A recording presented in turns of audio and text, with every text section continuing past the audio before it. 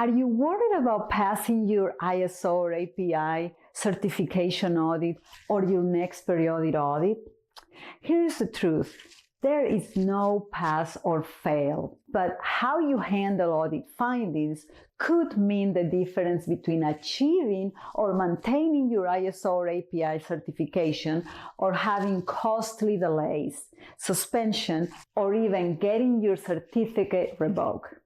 In this video, I'll reveal how to navigate through the audit, to address audit findings, and how to ensure your continuing certification.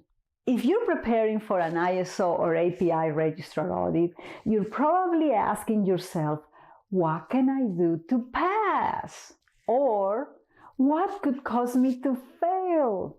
In this video, you'll learn what are the possible results of an audit and avoid those common mistakes that could cost you your ISO or API certification you desire.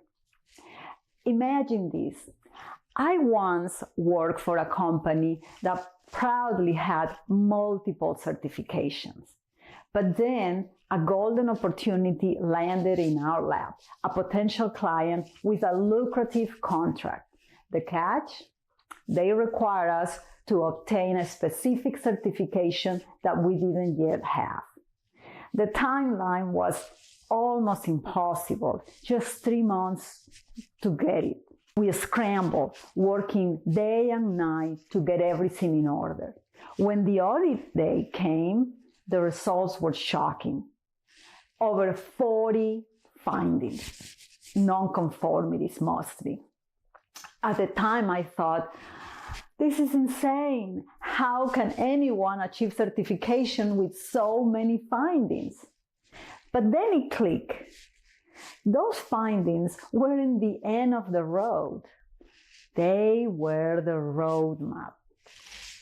We have reduced the funnel. By focusing on addressing those findings, the seemingly immense task became manageable. It wasn't about perfection. It was about progressing towards our goal. That experience taught me a valuable lesson. An audit isn't a pass or fail. It is a process that lays out the path for improvement and certification. So in this video, I will show you how to embrace the mindset and navigate through the audit journey with confidence. So let's get started. ISO and API audits don't give a simple pass or fail grade. Instead, they evaluate if your company is meeting the requirements of the ISO or API standards that you're trying to achieve. The results from these audits or evaluation are expressed as audit findings, which may be good findings or not so good findings. Yes, there are good findings. Those are called noteworthy efforts most of the time. Not all registrars may use this denomination or may even issue this type of findings, but more global registrars do. Noteworthy efforts are exemplary behavior that your company has in place where they outshine other companies. So all good there. But now let's discuss the not so good findings. These type of findings include observations, minor nonconformities, and major nonconformities. And why do I call them not so good findings instead of just bad findings? Well, theoretically speaking, there are no real bad findings in an ISO or API audit. Think of an audit as a tool for identifying areas of improvement in your company. Therefore, each of these not so good findings are indeed an opportunity for you to improve. And that's a good thing, isn't it? And that's why I feel they are really not bad, just not so good.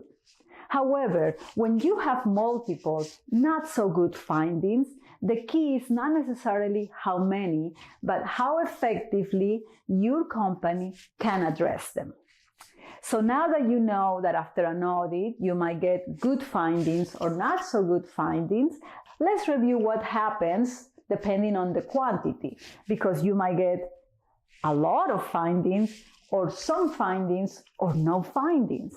So let's review further on the possible outcomes of your initial ISO or API certification or your periodic audit based on the type and quantity of findings received.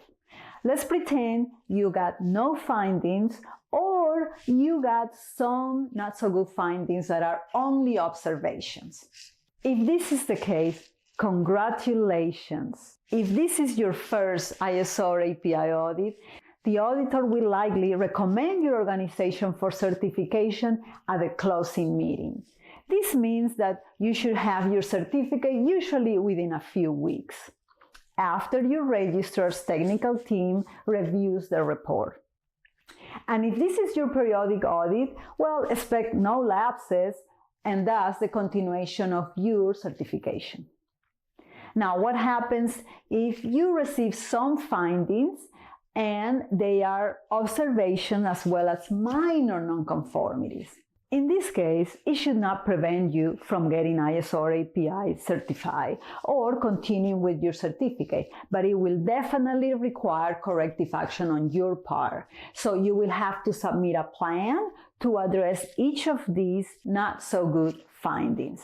The auditor might need to come back to audit you again, but there's a chance that he or she might opt for just reviewing your written responses and wait to physically verify those responses in the next periodic audit. If this is the case, and if this is your first audit, then once your responses are approved, you'll be recommended for certification. Yay! And if this is a periodic ISO or API audit, then once those responses are approved, your certification continues. So make sure that responses to your observations and nonconformities is done thoroughly though.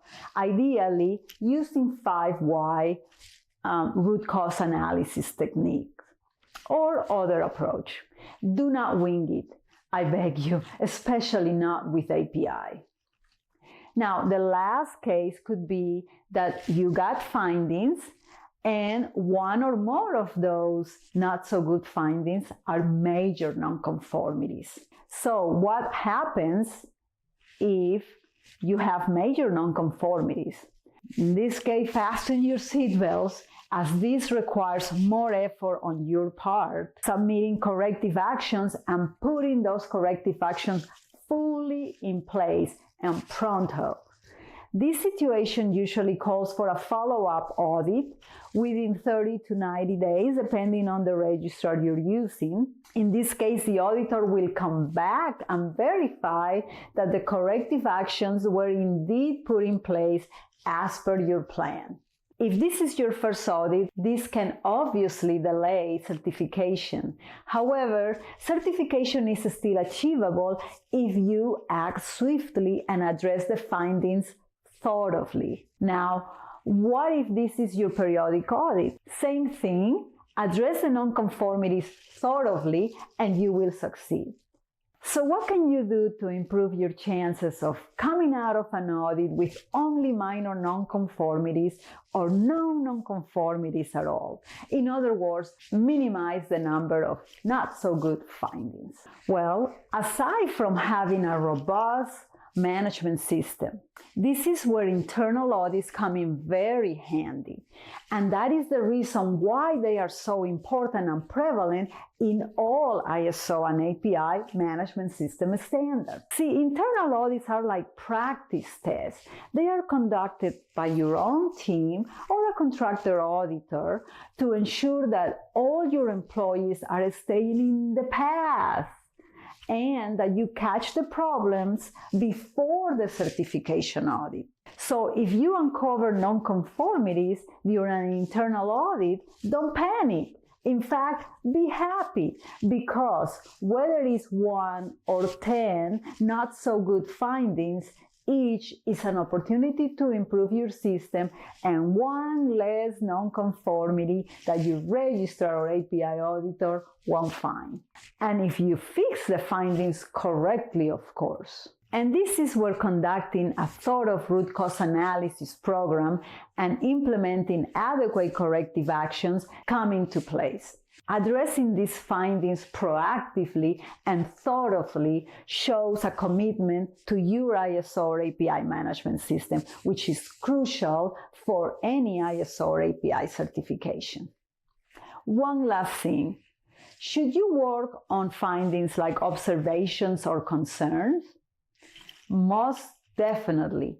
Ignoring minor observations or concerns can escalate the problem until they eventually turn into minor or even major nonconformities. Therefore, aim to resolve them just as much as you would any nonconformity.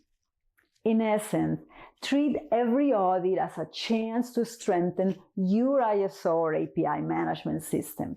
By adopting this mindset, you can approach audits with confidence, knowing that certification is within reach, even if there are some findings along the way.